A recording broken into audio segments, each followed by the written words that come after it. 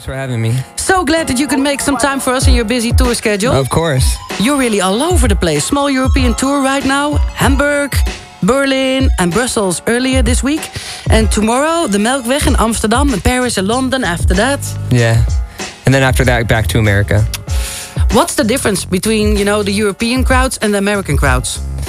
I don't know. I feel like there's a big difference with the music. I think being really a part of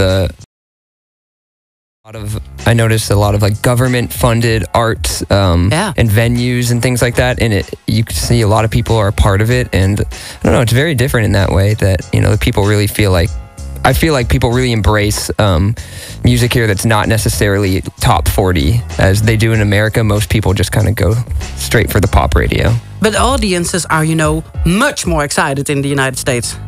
Yeah, maybe in terms of those things, but I feel like in Europe, maybe they embrace some different types of music. That could be true. Your recently released album, The Days We Had, seems to be, filled with perfect on-the-road and road trip music. Is this written on tour or just, driving around? Or? No, most of it's written at home, in my home studio. But I think maybe some of the songs are kind of up-tempo and maybe they turned out that way.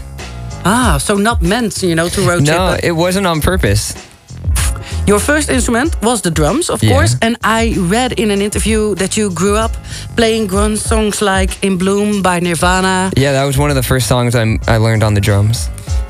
Do you have, today we learned that Chris Cornell has committed suicide. Is this, a day with a little black... Yeah, it's a huge loss. I mean, Soundgarden was one of my favorite bands growing up, so I've been, we've been talking about it all day.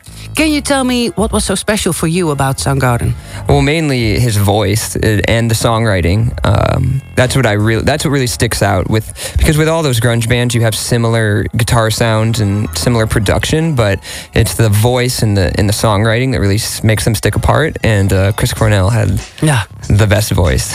We were talking about this earlier here in the studio tonight, and we were like, there wouldn't have been Biffy Clyro if you hadn't had... Very true, yeah. Soundgarden, right? Yeah, whenever I hear Biffy Clyro, I'm hit that. I think it sounds like Soundgarden.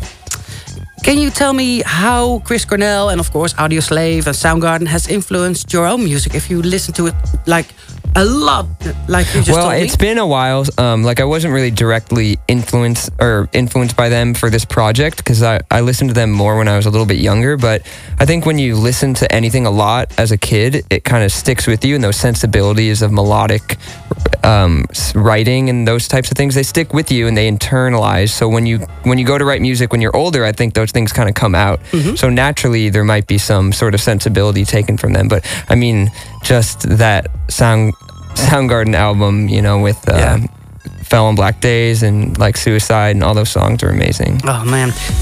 Please go next door and be ready for your next song, which you're going to play over here. De naam dus is Daywave, here live in the studio.